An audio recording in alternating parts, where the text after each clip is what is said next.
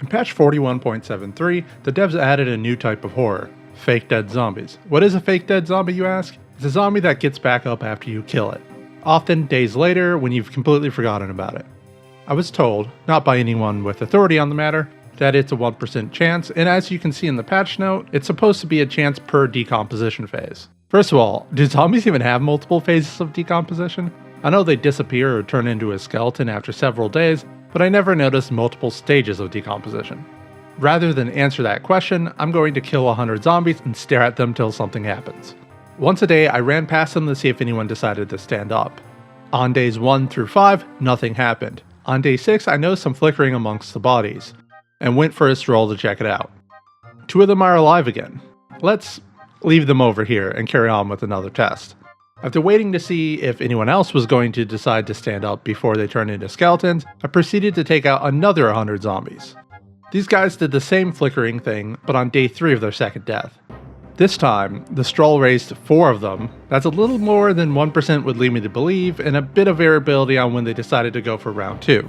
But it's well within the kind of RNG I came to expect after playing with the patch for a while now. The rest of them did not decide to stand back up after this single event either. Also, did you notice something missing when they got up? Well, you didn't, because I forgot to record the game sound. But none of the zombies activated the panic noise. That's weird, because it happened every time I found one during my actual gameplay in build 41.73. I am testing this in unstable build 41.74, so maybe something changed. Without the panic sound, I could see myself running past one of these next to my base and getting a surprise hug from behind. With that thought, how do we stop this from happening? I don't think anyone wants a zombie to revive inside their base. There's 2 options. Well, really 3, because there are 2 different ways to burn them. First, you can light individual zombies on fire with some gas and a fire source. I don't think this can burn multiple zombies, and it's best done outside your base for obvious reasons.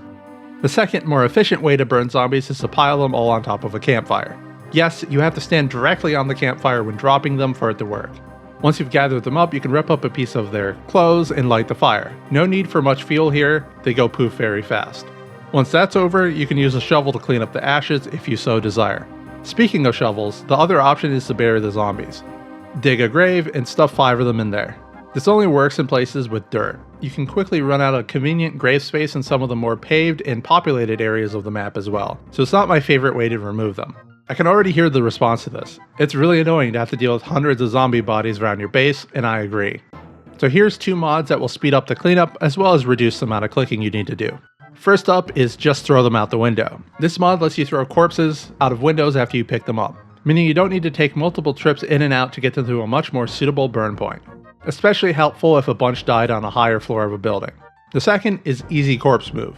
This mod adds a new option into the game that works similar to the tree cutting option you get when you have an axe in your inventory. Once you turn it on, you get this red square under the cursor. Place it over a zombie and it turns green. Clicking will pick up a corpse, and then the next click will drop the corpse. This even works properly with graves to cut the amount of clicks by half. Due to the tile-based approach to this mod, it makes it a lot easier to know which square the campfire is on for easy burn sessions. Lastly, I'll remind you that you can press shift to run while auto-walking. That alone will speed up the corpse disposal by a ton, even if you have to take a rest when you are done. There are some strategic ways to cut down the amount of time spent dealing with bodies too. You can go full Chad mode and kill the zombies on top of a campfire, making for quick cleanups. But that might be hard without a character that is already powerful in combat. One-shots are pretty much necessary to do this without too much kiting. Placing several campfires next to a fence and pulling the zombies over it is a better strategy for weaker characters. This only works on certain sides of a fence, so beware of the positioning before you think it's the best strategy ever. There's also the possibility of the fence catching fire even though it did not, when I let the campfire burn for a few hours here. Not to mention, fence fighting can be very dangerous if you don't know what you are doing. There is always burning a house down to get rid of them too. Once you have looted everything you want out of it, build up some fortifications to do battle and draw in the horde. Once you've killed your fill of zombies, light one up and watch the barbecue. This is another sketchy tactic, but if you're competent fighting inside a building and set up a proper escape route if things go bad, it's not that dangerous. It might be worth it to clear out the area around your real base, but not everywhere.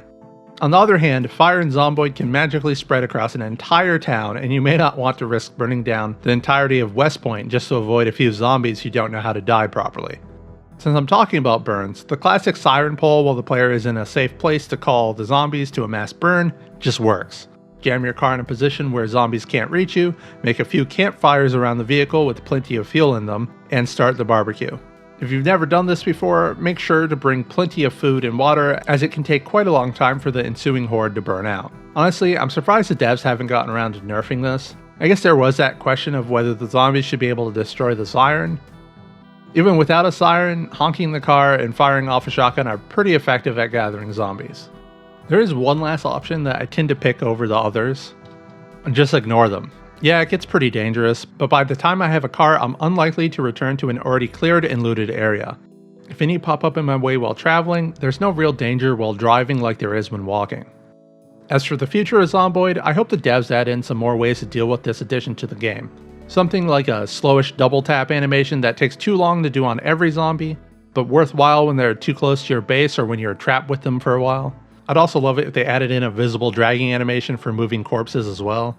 Imagine this, Build 42 is out, your outpost barely survived a sudden horde attacking, and all the NPCs are stacking up zombies for disposal. Meanwhile, you're walking around checking for hidden bites. They could even reuse the animation for dragging unconscious or injured allies away from harm to double dip on the time spent making it. That's all for me today, folks. I hope you have a good day, and remember, you're awesome.